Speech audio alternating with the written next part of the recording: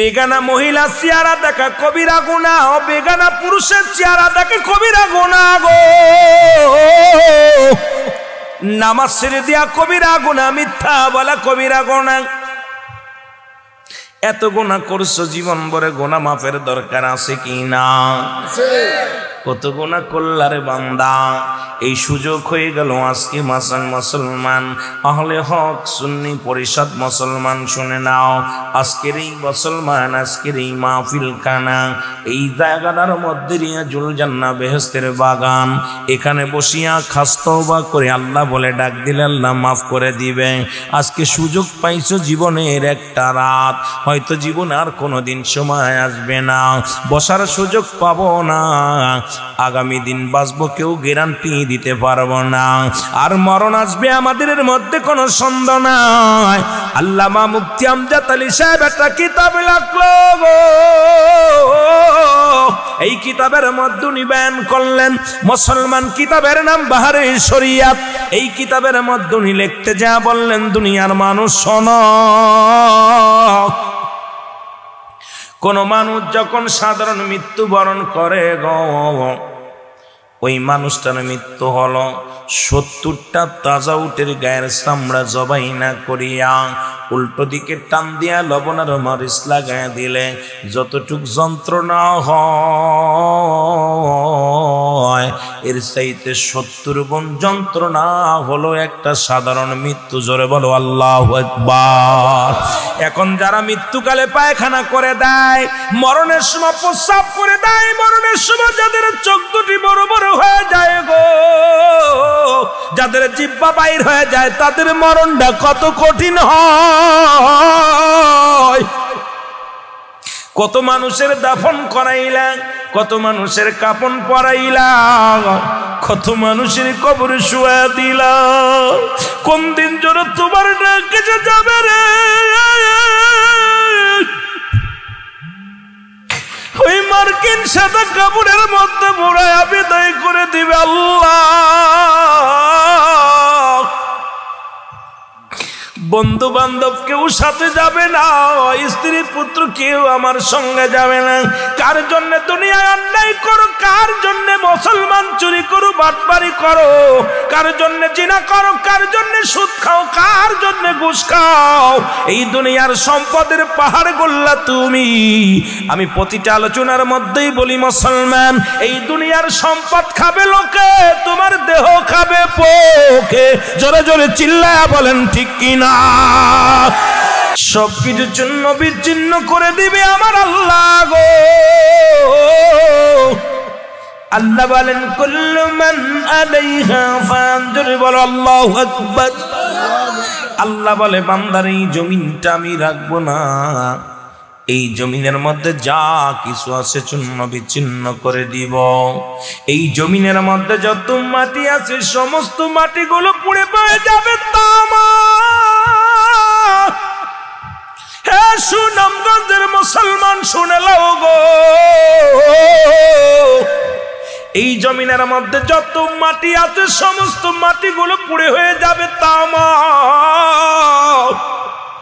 গত বছর এসেছিলাম সুনামগঞ্জের জমিনে ত্রাণ দেওয়ার জন্য, দেখি মানুষ পানির মধ্যে সাঁতার কাটে, বড় আশ্চর্য হয়ে গেছিলাম দেখি। আরে মরা মানুষের লাশ দেখেছিলাম কলা গাছের মধ্যে বাসাইয়া কাগজের মধ্যে লিখে দিচ্ছে, যদি কোনো হৃদয়বান মানুষ থাকেন গো, আমার বাবা জানের দেহখানা মাটি খালা করবেন।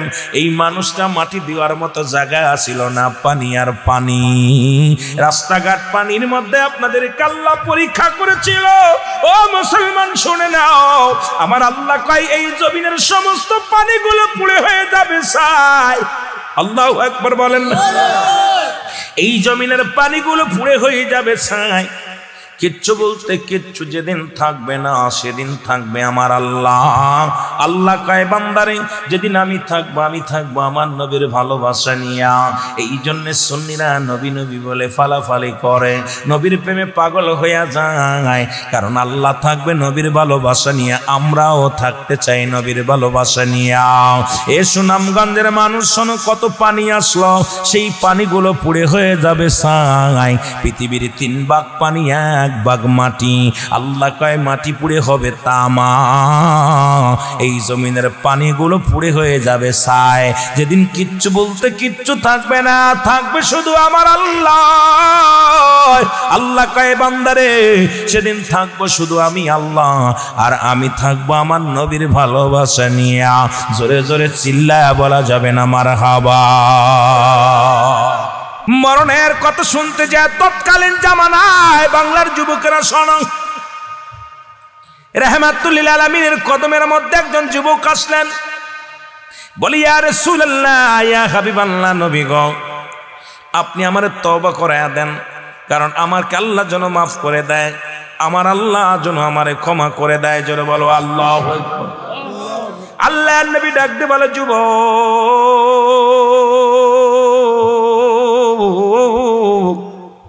তুমি তওবা করো, অনুশোচনা করো, তওবা করো, তওবাকারীর গুনাহ আমার আল্লাহ মাফ করে দেয়। যুবক কান্দার বলে, নবী গো এই পৃথিবীর মধ্যে আমি এত বড় পাপী,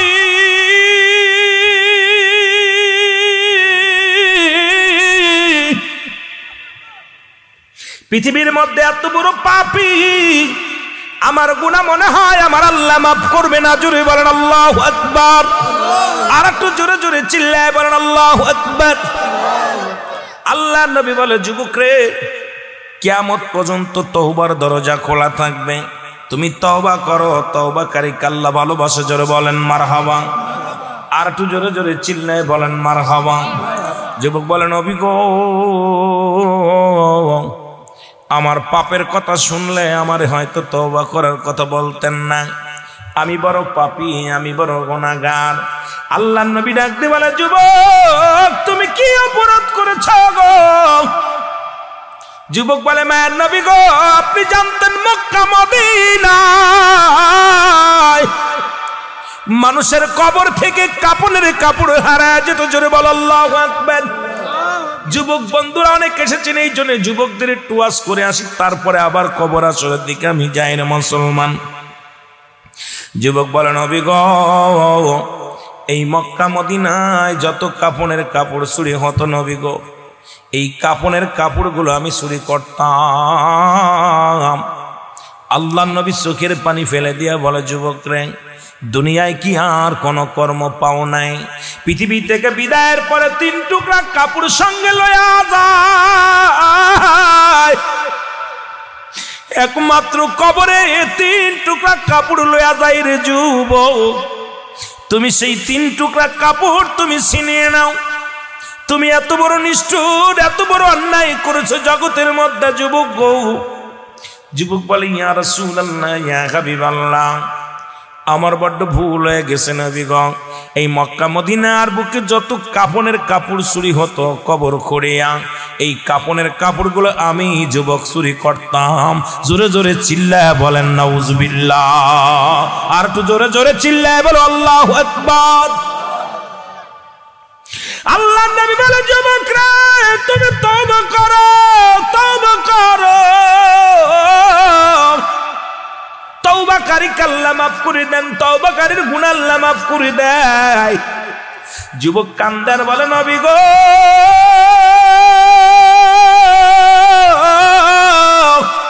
আমার মন বলে আমি যুবক জীবনে ক্ষমা পাবো না, আমি যুবকরে আমার আল্লাহ মাফ করবে না। নবী গো জীবনে মনে হয় আমারে মাফ করবে না, আমি পাপী, আমি গুনাহগার, আমি অপরাধী, আমার গুনাহ আল্লাহ মাফ করবে না। যুবক আল্লাহ নবী ডাকতে বলে, যুবক রে তুমি তওবা করো, তওবা করো। বলো নবী গো আমি তওবা করলেও আমার আল্লাহ আমার গুনাহ মাফ করবে না, আমার মতো পাপীরে ক্ষমা করবে না। আমার মতো পাপী এই পৃথিবীর মধ্যে দ্বিতীয় কেউ আছে আমি জানি না। আমার নবী কয়, যুবক আর কান্দিস না, না কান্দিয়া মৌলার কাছে দরখাস্ত কর, আমার আল্লাহ তোরে মাফ করে দিবে। জোরে বলো আল্লাহু আকবার। বাবার কাঁধে সন্তানের লাশ, সন্তানের কাঁধে বাবার লাশ, কখন কে চলে যাব কেউ বলতে পারি না। আমার আল্লাহ তুমি আমাদের জিন্দেগির গুনাহগুলো মাফ করে দাও, আমাদের জিন্দেগির গুনাহগুলো মাফ করে দাও গো আল্লাহ। এই মরণ পৃথিবীর মধ্যে 1 নাম্বার বিপদ হলো মানুষের মরণ, 2 নাম্বার বিপদ হলো কবর, 3 নাম্বার হলো কিয়ামতের ময়দান। আল্লাহ ওই মরণের আগে আমাদের ঈমানটাকে তাজা করে দিও, জোরে বলেন আমিন। আমি যে কথা বলতেছিলাম, পৃথিবীর মধ্যে আসার সিরিয়াল নেই, যার সিরিয়াল মুসলমান। আসার সিরিয়াল আছে, যার কোনো সিরিয়াল নাই। এই পৃথিবী থেকে কখন বিদায় নিয়ে যাব, থাকার জায়গা না, থাকবো না, থাকাও সম্ভব নয়। মানুষের মৃত্যু হয় 2টা টাইমে, একটা হলো রাতের বেলা। আল্লাহ কয় বান্দা রাত আমি শুরু করে দিলাম, রাতের শুরু হলো মাগরিব, দিনের বেলা মৃত্যু হয়, দিনের শুরু হলো ফজর। বান্দারে দিন শুরু করে দিলি, দিনের শুরুতেই 2 রাকাত সুন্নাত নামাজ তুমি আদায় করলা, এরপরে 2 রাকাত ফরজ নামাজ তুমি আদায় করলা, সঙ্গে সঙ্গে তুমি আমার আল্লাহর গোলাম, আমার রাসূলের প্রেমিক হয়ে গেলাম। এখন দিনের মধ্যে যদি মৃত্যু হয় গো, তোমার মৃত্যুটা হবে আমার নবীর প্রেমিক, আমার আল্লাহর গোলাম। জোরে জোরে চিল্লায় বলো আল্লাহু আকবার। দিনের মধ্যে মরণ হয় না, রাতের মধ্যে মৃত্যু হবে, এর মধ্যে কোনো সন্দেহ নাই। আছে কথা বলেন, আছে কি না? সন্দেহ নাই, রাতের মধ্যে মৃত্যু হতে পারে। রাতের শুরু হলো মাগরিব, বান্দারে 3 রাকাত ফরজ নামাজ তুমি আদায় করলা, কারণ সারাদিন ভরে আল্লাহর জমিনে তুমি ঘোরাঘুরি করলা, তুমি আল্লাহর নিয়ামত ভোগ করলা, অক্সিজেন নিলা, কত কিছু করলা, জমিনের কত পানি খাইলা, আল্লাহর নিয়ামতে ভরপুর তুমি ব্যবহার করলা। বান্দা এই জন্য মাগরিব রাত্রের শুরু থেকে আল্লাহর শুকরিয়া আদায় করো রে বান্দা। 3 রাকাত ফরজ নামাজ তুমি আদায় করলা, এ মুসলমান এবার 2 রাকাত সুন্নাত নামাজ তুমি আদায় করলা। সঙ্গে সঙ্গে রাতের মধ্যে যদি তোমার মৃত্যু হয়, তোমার মৃত্যুটা হবে আমার রাসূলের প্রেমিক, আল্লাহর গোলাম। জোরে জোরে চিল্লায় বলা যাবে না আল্লাহু আকবার। এখন যদি তোমার মৃত্যু হয়, বলতে পারবা তুমি আল্লাহর গোলাম। এখন গোলাম হইতে লাগলে নামাজের দরকার আছে কি না? নবীর প্রেমিক হতে লাগলে নবীর সুন্নাত আদায় করার দরকার আছে কি না? এ মুসলমান শুনে নাও, দেরের কান্ডা লাগা শুনে নাও। এই জন্য সলাতের গুরুত্ব, রাতে শুরু থেকেই সলাতের গুরুত্ব, দিনের শুরু থেকেই সলাতের গুরুত্ব, কারণ সমস্ত খারাপ কাজ থেকে বাঁচায় একমাত্র নামাজ। ও আমার সুন্নি ভাইয়েরা, যুবক ভাইয়েরা, এই নামাজের সময় আর হবে না, পাবা না, হয়তো আজ বাদে কাল চলে যাব। যাওয়ার আগে বেশি বেশি করে ইবাদত বন্দেগি করা লাগবে কি লাগবে না? বান্দারে জান্নাতের বাগানে আসলা নেকির জন্য গো। কোন বান্দা যখন বাড়ি থেকে শুরু করলো সন্ধ্যা জান্নাতের বাগানে যাবে, নিয়ত করি ঘর থেকে যখন বাইর হয়েছে, প্রতিটা কদমে কদমে আমার আল্লাহ সগীরা গুনাহগুলো মাফ করে দিছে। জোরে বলেন মারহাবা। কি গুনাহ মাফ? জোরে বলেন কি গুনাহ মাফ? সগীরা গুনাহ মাফ, ছোট্ট গুনাহ মাফ। শুধু জান্নাতের বাগানে নিয়ত করে বাড়ি থেকে বাইর হইলেন, প্রতিটা কদমে কদমে আমার আল্লাহ সগীরা গুনাহগুলো মাফ করে দিল। আমরা সগীরা গুনাহ করি নাই, পদে পদে করেছি কবিরা গুনাহ। কথা কই না? কবিরা গুনাহ করছেন কি করেন নাই? আল্লামা কুতুবী রাহমাতুল্লাহ বয়ান করে, দুনিয়ার মানুষ শোনো, এই গুনাহ যদি মাফের দরকার হয়, রিয়াজুল জান্নাহ বেহেশতের বাগানের সংবাদ শুনিয়া কোন বান্দা যখন ওই জান্নাতের বাগান আঁকড়ে ধরিয়া কবরের ভয়ে, জাহান্নামের ভয়ে, ও মুসলমান, খাস তওবা করে আল্লাহ বলে ডাক দেয়, আমার আল্লাহ ওই দরিয়া দরিয়া গুনাহগুলো মাফ করে দেয়। জোরে বলো মারহাবা। নবী গো হঠাৎ শুনতে পায় মহল্লার এক সুন্দরী মারা গেছে। এই মহল্লার মধ্যে এক ধনীর দুলালি মারা গেছে। নবী গো শুনিয়া আমি গেলাম, সেখানে গেলাম, তার জানাজায় শরীক হলাম। তার কাপনে শরীক হলাম, তার মৃত্যু যখন তার লাশ দাফন করলো, দাফনেও আমি শরীক হলাম। অপেক্ষা কখন রাত হবে, কখন কাপনের কাপড় চুরি করব। সব মানুষ যখন ঘুমায় গেল, রাত নির্জন হয়ে গেল গণবিগ, আমি আস্তে আস্তে গরস্থানে গেলাম। গরস্থানে যাইয়া মাটিগুলো সরায় ফেললাম। সরায় আমি উপরের থেকে সামিয়ানা সরাইয়া ওই কবরের ভিতরে ঢুকলাম। এরপরে আমি কবর থেকে উঠার সময় যখন কাপনের কাপড় নিয়ে যখন উঠতেছিলাম গো, কে যেন চিৎকার মেরে ডাকতে বলে, যুবক আজকে আমি দুনিয়া থেকে বিদায় লয়ে গেছি গো, তুমি আমার সাথে অন্যায় করলা, আমার সাথে তুমি অন্যায় করলা।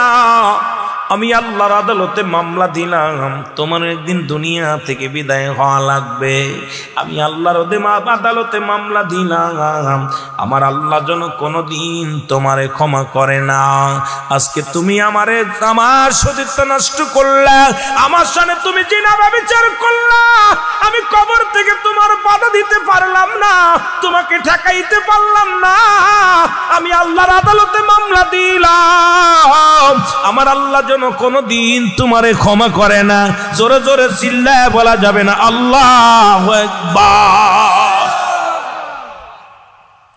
আল্লাহর নবী শুনে বলে, যুবক রে তুমি দূর হয়ে যাও, আমার কদম থেকে দূর হয়ে যাও। একটা মিনিট আর কদমের মধ্যে তোমার জায়গা নয়। বলে, নবী গো আপনার কদম থেকে আমি কই যাব? যাওয়ার জায়গা না। ইয়া রাসূলুল্লাহ, ইয়া হাবিবাল্লাহ, নবী গো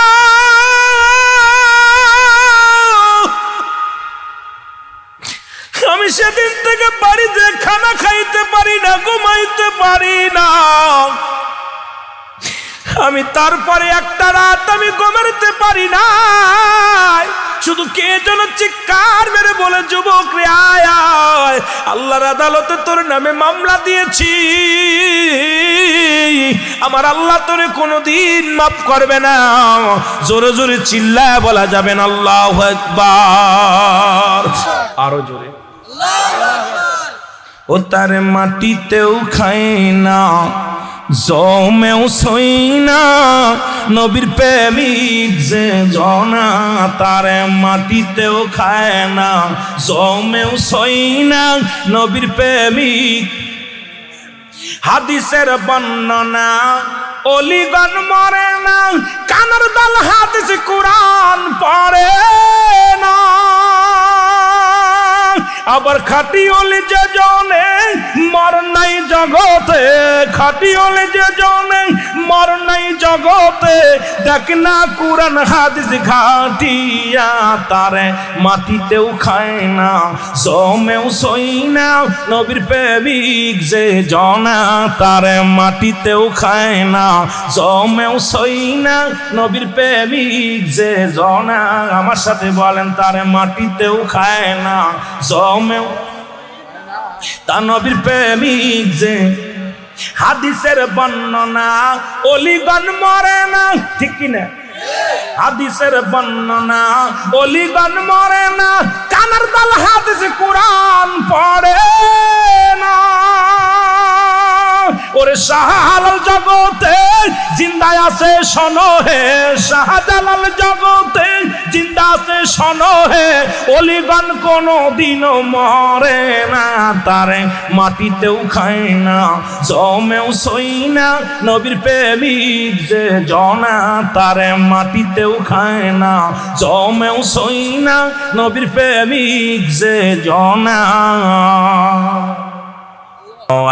আই আল্লাহ আল্লাহ আল্লাহ আল্লাহ আল্লাহ আল্লাহ আল্লাহ আল্লাহ আল্লাহ লা ইলাহা ইল্লাল্লাহ মুহাম্মাদুর রাসূলুল্লাহ সাল্লাল্লাহু আলাইহি ওয়াসাল্লাম। বলগনুলা বি কামালিহি কশবত التجى بجماله حسنت جميع خصاله صلوا عليه وآله الحمد لله আহলে হক ঐক্য পরিষদ আজকের বাগমাইনা পশ্চিম পাড়া যুব সংগঠনের উদ্যোগে রানীগঞ্জ জগন্নাথপুর সুনামগঞ্জ এর উদ্যোগে চতুর্থ বাৎসরিক সুন্নি মহাসম্মিলন। মহান আল্লাহ তাআলা আজকে আপনাকে আমাকে আসার মতো বসার মতো সুযোগ আল্লাহ দান করল। উচ্চ কণ্ঠে আওয়াজ দিয়ে বলেন আলহামদুলিল্লাহ। আজকের এই মাহফিল থেকে সালাম ও কদম মুসি জানাই কুল কায়নাতের নবী, নবীদের নবী, রাহমাতাল লিল আলামিনের পুত পবিত্র কদম মোবারকে। সালাম ও কদম মুসি জানাই বাংলাদেশের অসংখ্য হক্কানি ওলি আল্লাহদের কদম মোবারকে। যেহেতু আল্লাহ তাআলা এই বাংলাদেশটা ওলি আল্লাহদের দেশ হিসেবে আমরা চিহ্নিত করেছে, আমাদেরকে এই বাংলাদেশে অসংখ্য আল্লাহর ওলির আগমন করেছে, যাদের কথা আল্লাহ পাক কুরআনুল কারীমের মধ্যে সূরা ইউনূসের মধ্যে 11 নম্বর পারা 62 নম্বর আয়াত আল্লাহ নিজেই ঘোষণা করেন আলা সাবধান ইন্নানি চালা ইন্না উলিয়াল্লাহি, আল্লাহর তরফ থেকে যারা ওলি হয়েছে, লা নাই খাউফুন শব্দের অর্থ ভয়, ওয়ালা যদি অবস্থান করে হুমদের উপরে জানুন তাদের কোনো চিন্তা নাই ভাবনা নাই। মেরকাত সরে মেরকাতের 10ম খণ্ড 722 নম্বর পৃষ্ঠা, তাফসীরুল বায়ান 5ম খণ্ড 524 নম্বর পৃষ্ঠা। রাসূল আকরাম সাল্লাল্লাহু আলাইহি ওয়াসাল্লাম বয়ান করেন আলা সাবধান ইন্নানি চালা ইন্না উলিয়াল্লাহি, আল্লাহর তরফ থেকে যারা ওলি হয়েছে, লা ইয়ামুত তাদের মৃত্যু নাই। অসংখ্য আল্লাহর মাহবুব বান্দা এই বাংলার জমিনে শুয়ে আছে, তার মধ্যে সিলেট সুনামগঞ্জের মধ্যে অসংখ্য আল্লাহর ওলিরা এই সুনামগঞ্জ সিলেটের জমিনে 360 জন আউলিয়া একত্রিত আগমন করেছেন। এরপরে ফুলতলি মাসলাক তো আছে, অসংখ্য আল্লাহর মাহবুব বান্দারা শুয়ে আছে। সকলের পুত পবিত্র কদম মোবারকে জানায় সালাম ও কদম মুসি। সালাম জানায় আপন আপন পীরের পুত পবিত্র কদম মোবারকে। অনেকেই ভিন্ন পীরের মুরিদ আছেন, সকল পীরের পুত পবিত্র কদম মোবারকে সালাম।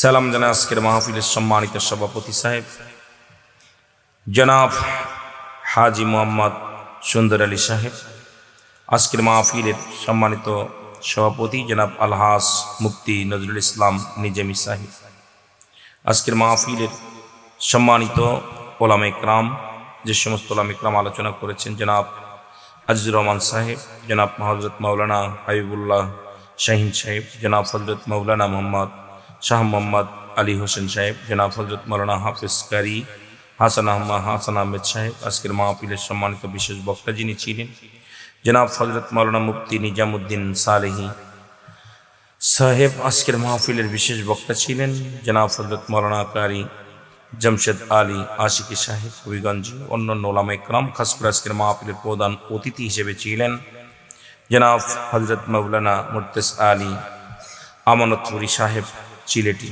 অন্যান্য ওলামা ইকরাম, মসজিদের ইমাম, সব মুসল্লিগণ, সমুদ্রপৃষ্ঠ হাসিকান জাকিরান ধর্মপ্রাণ মুসলমান ভাই বন্ধুগণ, পর্দারের মা বোনেরা, সকলকে আবার একটু সালাম জানাই, আসসালামু আলাইকুম রাহমাতুল্লাহি ওয়া বারাকাতুহু।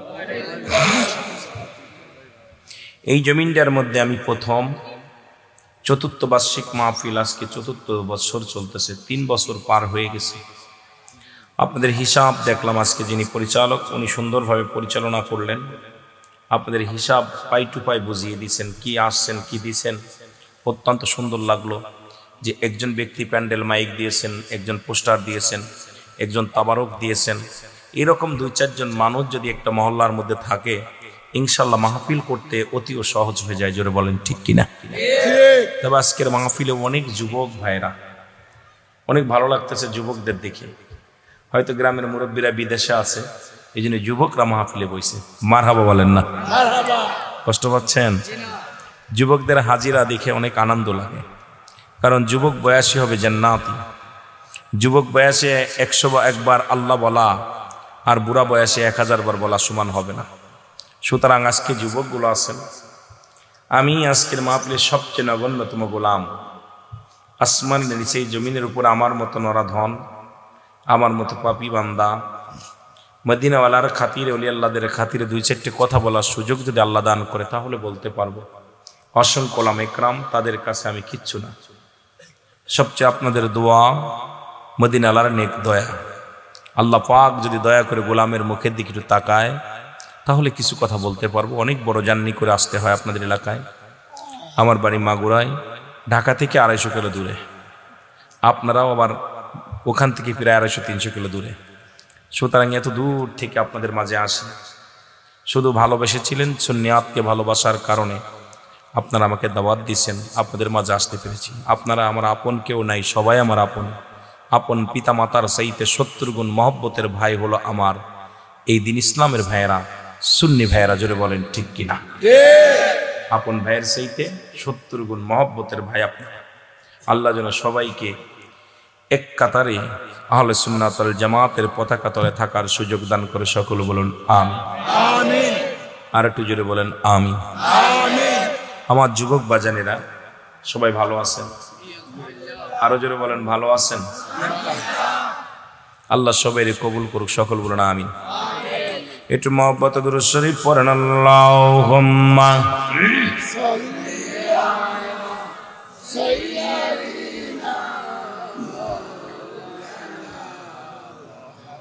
ওয়ালা আলি সাইয়্যিদিনা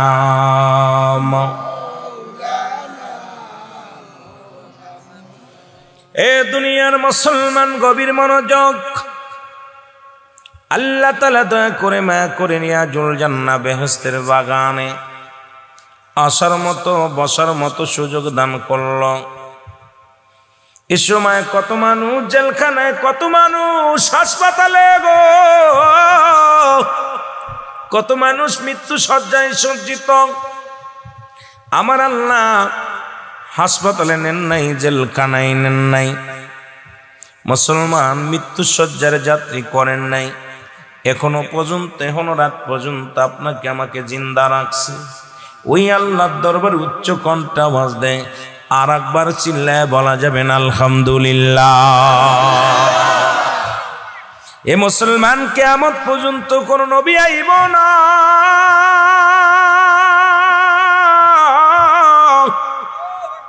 কিয়ামত পর্যন্ত তওবার দরজা খোলা থাকবে। জোরে বলেন ঠিক কিনা? মানুষের মৃত্যু হয় দুইটা টাইমে, একটা হলো রাতের বেলা, একটা হলো দিনের বেলা।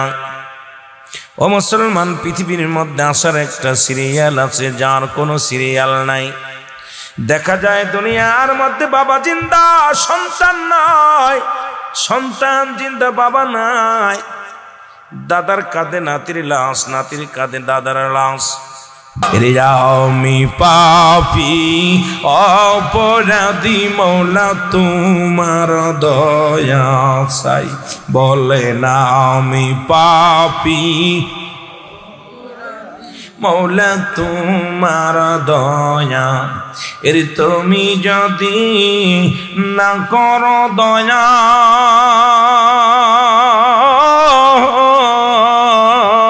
আল্লাহ তুমি যদি না করো দয়া, আমার হবে কি উপায়? আমি পাপী অপরাধী, মৌলা তোমার দয়া চাই। বলে না আমি পাপী অপরাধী, মৌলা তোমার দয়া। ওই আমি সংসারের মায়ায় পড়িয়া,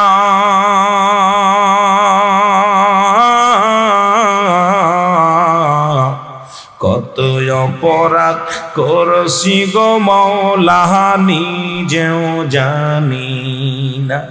আমি কোন দিন জল পর্বতরা,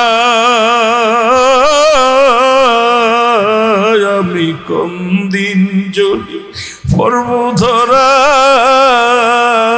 হিসাব দিতে পারব না। আমি পাপী অপরাধী, মওলা তোমার দয়া চাই। বলে না আমি পাপী অপরাধী, মওলা তোমার। এ দুনিয়ার মুসলমান,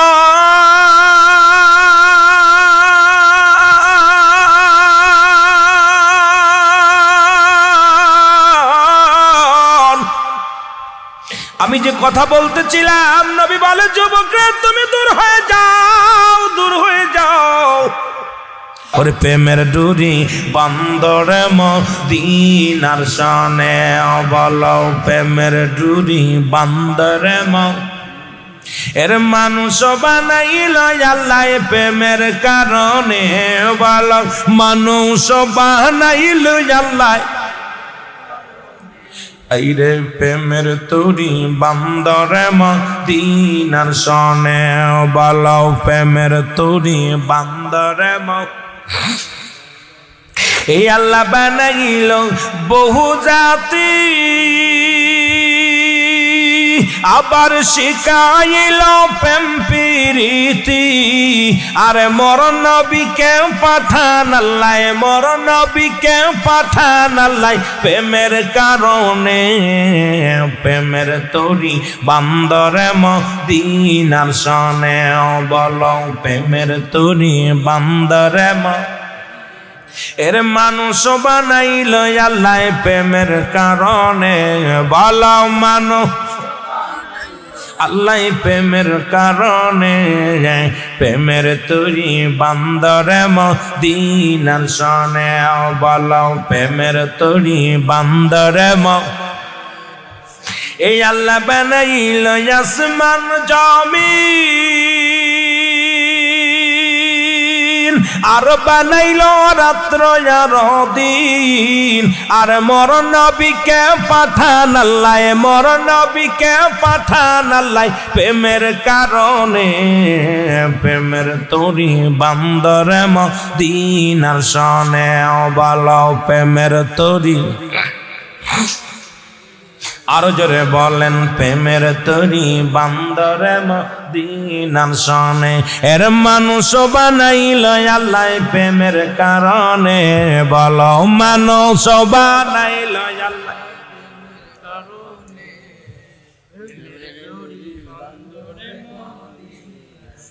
বাবার একটু মহব্বতে বলা যাবে না প্রেমের তরি বান্দরে এই আল্লাহ বানাইল বহু জাতি, আবার শিখাইল প্রেম প্রীতি। মর নবীকে পাঠান আল্লাহ, মর নবীকে প্রেমের তরি বান্দরে মদিনার শানে, বলো প্রেমের তরি বান্দরে এ দুনিয়ার মুসলমান